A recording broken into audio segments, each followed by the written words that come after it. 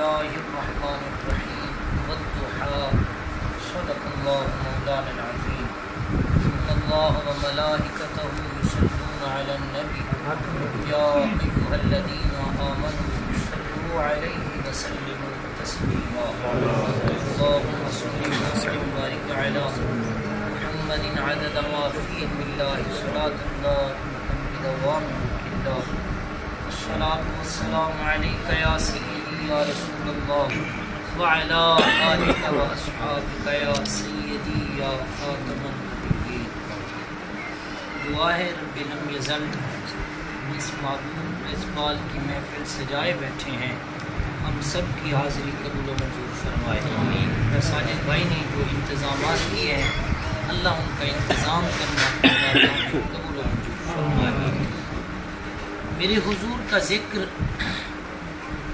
پورا سال ہی رہتا ہے. آقا دو جہاں صلی اللہ علیہ وسلم کا ذکر صدیوں سے چلا آ رہا ہے، قیامت تک ہی چلتا رہے گا. لیکن جب ربیع الاول کے دن آتے ہیں میرے حضور کے ذکر میں جوانی آ جاتی ہے. جب یہ دن آتے ہیں میرے حضور کے ذکر میں بانگ پن آ جاتا ہے، عروج آ جاتا ہے، بہار آ جاتا ہے. امام المہدی الفاسی مطالع المسرات کے اندر فرماتے ہیں کہ حضور کا ذکر سن کر جس کو ٹھنڈ نہ پڑے، حضور کا ذکر سن کر جو خوش نہ ہو، فرماتے ہیں اس کے سینے میں دھڑکنے والا دل کسی مومن کا دل ہی نہیں ہو سکتا.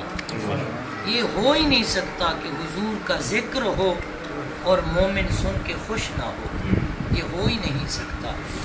میں کچھ اور بیان کرنے کے موڈ میں تھا لیکن جلوائے والضحیٰ دیکھتے رہ گئے جو نعت پڑھی ہے.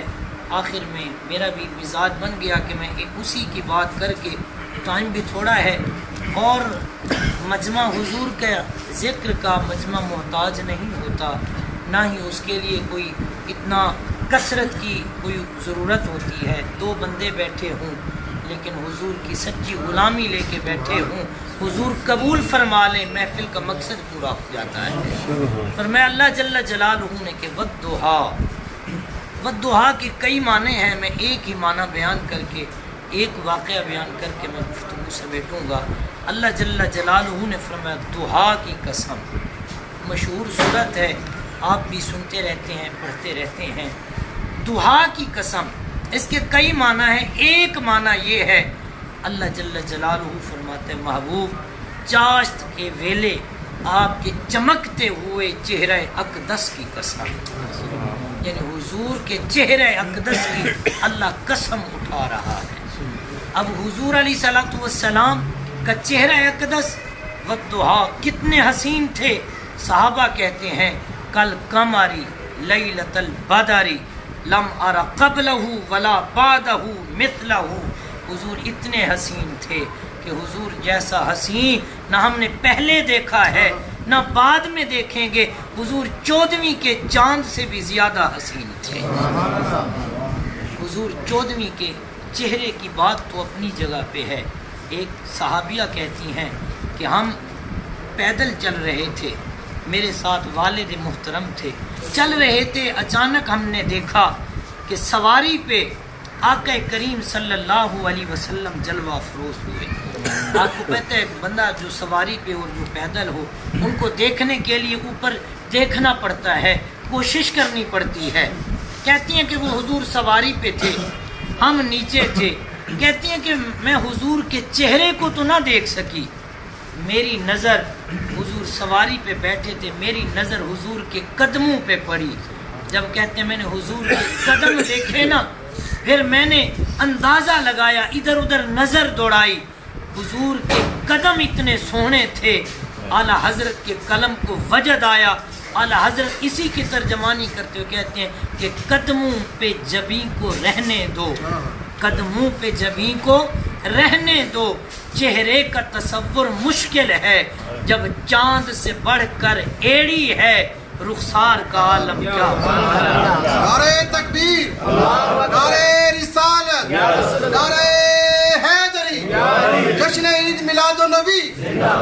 یہ تو قدموں کے حسن کا عالم ہے، چہرے کے حسن کا عالم یہ ہے کہ بلبل نے گل ان کو کہا، بلبل نے گل ان کو کہا، کمری نے سروے جاں فضا، حیرت نے جھنجھلا کر کہا یہ بھی نہیں وہ بھی نہیں، خورشید تھا کس زور پر کیا پھڑ کے چمکا تھا کمر، بے پردہ جب وہ رخ ہوا یہ بھی نہیں وہ بھی نہیں۔ حضور حسین اتنے تھے، اور بندہ جب کسی سے محبت کرتا ہے نا، بڑے بڑے اصول ہیں، ان اصولوں میں ایک ضابطہ یہ بھی ہے، بندہ اگلا حسین ہو تو محبت کی کشش پڑتی ہے، محبت خود بخود ہو جاتی ہے۔ اب میرے حضور کا تذکرہ حسن کا اتنا ہے، میں جتنا کرتا چلا جاؤں وہ تھوڑا ہے۔ ایک مجمع ایک میں محفل پہ گیا، میں نے تذکرہ کیا حضور کے حسن کا، ایک بندہ بعد میں کہنے لگا مفتی صاحب یہ کوئی کمال کی بات نہیں ہے، صحابہ نے حضور کی ہی تعریف کرنی ہے، استاد کی شاگرد ہی تعریف کرتا ہے، پیر کی مرید ہی تعریف کرتا ہے، یہ کوئی کمال کی بات نہیں ہے کہ صحابہ حضور کی تعریف کریں، استاد کی شاگرد تعریف کریں، مرید پیر کی تعریف کرے۔ میں نے کہا ٹھیک اچھی بات کر رہے ہو، بتاؤ کمال کیا ہے؟ تو کہنے لگے، توجہ چاہوں گا اسی جملے پہ ایک واقعہ میں بیان کر کے بات ختم کرتا ہوں۔ میں نے کہا بتاؤ کمال کیا ہے؟ کہنے لگا مجھے کمال یہ ہے جب اپنے تو تعریف کرتے ہی ہیں اپنے بھی تعریف کریں، کمال یہ ہے غیر بھی اس کی تعریف کریں، کمال یہ بنتا ہے۔ میں نے کہا اگر ضابطہ آپ کا یہ ہے اپنے تعریف کریں غیر بھی تعریف کریں، آؤ چلتے ہیں مدینے کے بازار میں۔ امام زرقانی لکھتے ہیں کہ میرے مصطفیٰ کریم صلی اللہ علیہ وسلم ایک مرتبہ سیر کرتے ہوئے مدینے سے باہر نکلے، آگے گئے، ایک قافلہ رکا ہوا تھا، قافلہ وفد طارق تھا، ان کے اونٹ چر رہے تھے۔ میرے مصطفیٰ کریم کی نظر پڑتی ہے، ایک سرخ رنگ کا اونٹ حضور کو پسند آ جاتا ہے۔ مصطفیٰ کریم گئے، فرمایا کون ہے اس کا مالک؟ بتایا فلاں مالک ہے۔ میرے مصطفیٰ نے فرمایا اونٹ کو بیچنا ہے؟ جب اس نے دیکھا نا جلوائے والضحیٰ، جب دیکھا نا اس نے کہا پہلے بیچتے یا نہ بیچتے، اگر آپ نے لینا ہے تو میں بیچتا ہوں۔ مصطفیٰ نے فرمایا کتنی قیمت؟ قیمت طے ہو گئی، بات ہو گئی۔ حضور نے فرمایا میں تیاری کر کے قیمت لے کر نہیں آیا تھا، ایسے کرو اونٹ مجھے دے دو، میں واپس جا کے نا اس کی قیمت بھیج دوں گا۔ بھلا بتائیں ایسے بھی کوئی سودا ہوتا ہے؟ ایسے کوئی میں کہوں کسی کو چیز مجھے دے دے، میں جا کے کرما والا سے پیسے بھیج دوں گا، یا تو مجھے جاننے والا ہوگا یا میں ساجد بھائی یا کسی کی ضمانت دوں گا تب چیز دے گا، لیکن اونٹ کا مالک کہتا ہے میں اس چیز پہ بھی راضی ہوں، آپ اونٹ لے جائیں، جا کے اس کی قیمت بھیج دینا۔ میرے مصطفیٰ نے اونٹ پکڑا، اب آپ خود بولیں گے، حضور نے اونٹ پکڑا، جتنی دیر تک مصطفیٰ نظر آتے رہے اونٹ کا مالک منہ میں انگلی ڈال کے جلوائے والضحیٰ دیکھتا رہا۔ جب حضور نظروں سے اوجھل ہوئے، ایک بندہ آیا، آ کر کہنے لگا بھلا پاگل ہو گئے تھے؟ کیا ہو گیا تھا؟ ایک بندہ آیا، باتیں سنائی، اونٹ لے گیا۔ بندے کو جانتے ہو کہاں رہتا ہے؟ اس نے کہا نہیں۔ کیسے قیمت آئے گی؟ اس نے کہا پتہ نہیں۔ کہا بس ایک بندہ آیا، باتوں باتوں میں رہا کہ اونٹ لے گیا۔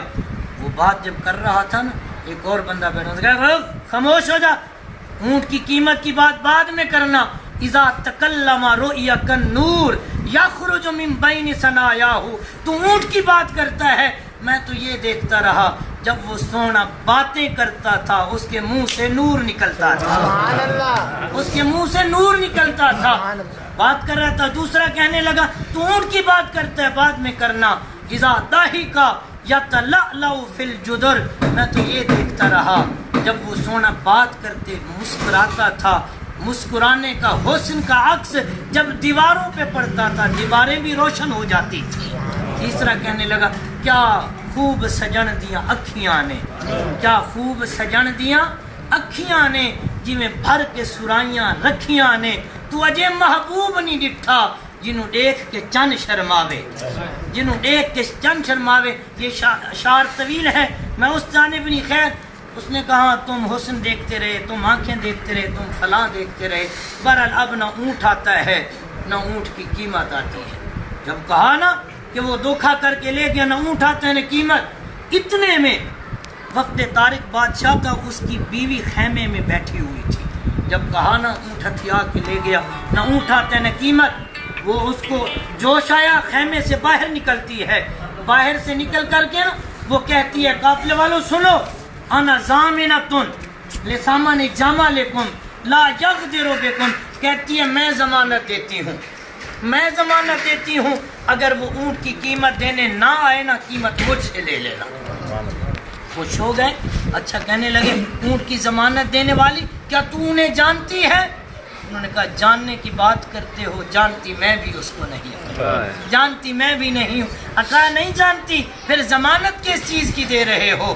صاحب یہ ہیں بیگانے بھی کلمہ نہیں پڑھا ہوا، ایک جھلک دیکھی ہے۔ کہا جب دیکھا نہیں، جانتے نہیں، ضمانت کس چیز کی؟ اس نے کہا سنو، میں ضمانت اس لیے دے رہی ہوں، جب تم سودا کر رہے تھے خیمے سے میں نے اس کا چہرہ دیکھا تھا، جس کا چہرہ اتنا حسین ہو وہ زندگی میں جھوٹ بول ہی نہیں سکتا، وہ کسی سے دھوکہ کر ہی نہیں سکتا۔ ابھی باتیں ہو رہی تھیں، میرے حضور کے غلام آ گئے۔ کہا کون ہے اونٹ کے مالک؟ کہا یہ مالک ہیں۔ تو میں یہ لے لو آپ کی قیمت۔ یہ حضور نے مہمان نوازی کے لیے کھجوریں آپ کے لیے دی ہیں۔ اونٹ کا مالک کہتے قیمت بعد میں، کھجوریں بعد میں، پہلے بتاؤ وہ سونا رہتا کہاں ہے؟ پہلے بتاؤ سونا رہتا کہاں ہے؟ کہنے لگے اونٹ کے ساتھ ساتھ ہم بھی بک گئے ہیں، تیری تخت ادامہ میں مرید ہو گیا۔ کہا کہاں رہتے ہیں؟ کہا یہی نخلستان مدینہ ہے۔ امام زرقانی لکھتے ہیں قافلے والے قیمت بھول گئے، پورا قافلہ اٹھتا ہے، میرے مصطفیٰ کے قدموں میں آ کے کلمہ پڑھ کے مسلمان ہو جاتا ہے۔ صاحب یہ حسن کی کیا باتیں ہیں، کیا میرے اللہ نے اپنے محبوب کو حسن دیا۔ باتیں چھڑتی رہیں گی، باتیں آپ سنتے رہیں گے۔ اللہ جل جلالہ